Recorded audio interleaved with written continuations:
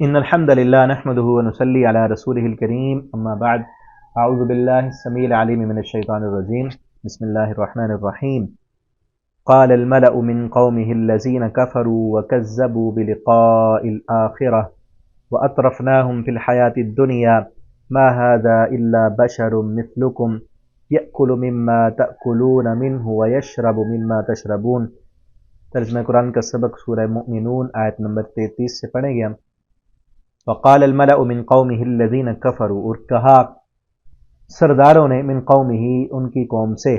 وہ سردار کفروا جنہوں نے کفر کیا اور جھٹلایا بلقاء الاخرہ آخرت کی ملاقات کو، واطرفناہم اللہ فرماتے ہم نے خوشحالی دی تھی ان کو فی الحیات الدنیا دنیا کی زندگی میں، ما ھذا کیا کہا انہوں نے، ما ھذا الا بشر مثلکم نہیں ہے یہ مگر بشر مثلکم تمہاری طرح کا، یہ بھی تو تمہاری طرح کا انسان ہے جو پیغمبر ہے نبی ہے، یأکلو یہ کھاتا ہے مما تأکلون جو تم کھاتے ہو، ویشرب پیتا ہے مما تشربون اس سے جو تم پیتے ہو، لئن اطعتم اگر تم بات مانو گے بشرن ایک بشر کی ایک انسان کی مثلکم جو تمہاری طرح کا ہے، انکم اذا لخاسرون پھر تو تم یقیناً خسارے والے ہو جاؤ گے۔ پیچھے بھی نوح علیہ السلام کی قوم نے بھی یہی کہا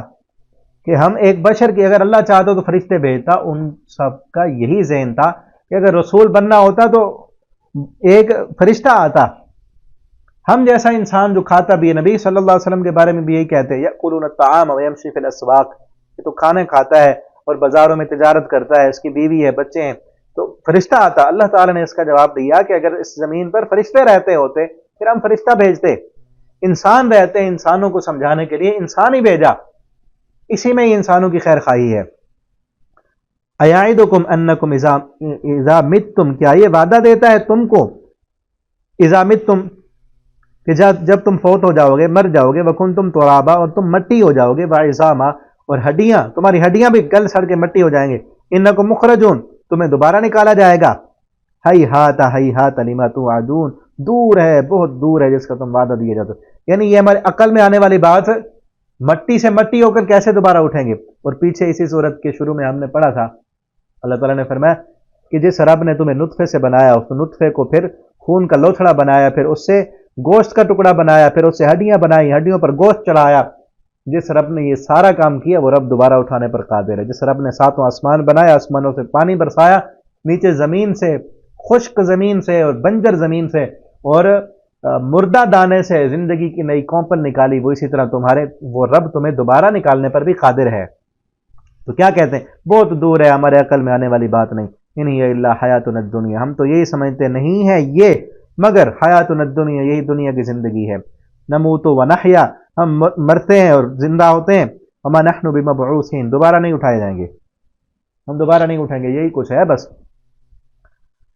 ان ہوا الا رجل افترا نہیں ہے وہ مگر ایک مرد ایک آدمی ہی ہے، پیغمبر کے بارے میں کہنے لگے کہ ایک آدمی ہے، افترا علی اللہ کذبا جس نے جھوٹ باندھا ہے اللہ پر، وما نحن له بمؤمنین نہیں ہیں ہم اس پر ایمان لانے والے۔ قال رب انصرنی تو انہوں نے کہا ربی اے میرے رب انصرنی مدد فرما تو میری، بما کذبون اس پر جو وہ جھٹلا رہے ہیں، قال عما قلیل لا یصبحن نادمین اللہ نے فرمایا بس تھوڑی سی دیر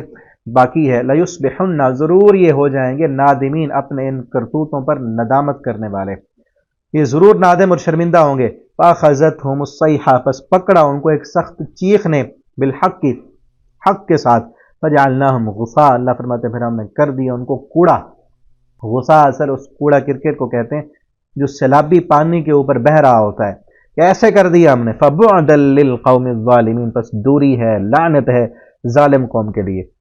ثم بعثنا من بعدهم ثم انشأنا من بعدهم قرونا آخرین پھر ہم نے پیدا کی ان کے بعد کئی دوسری امتیں،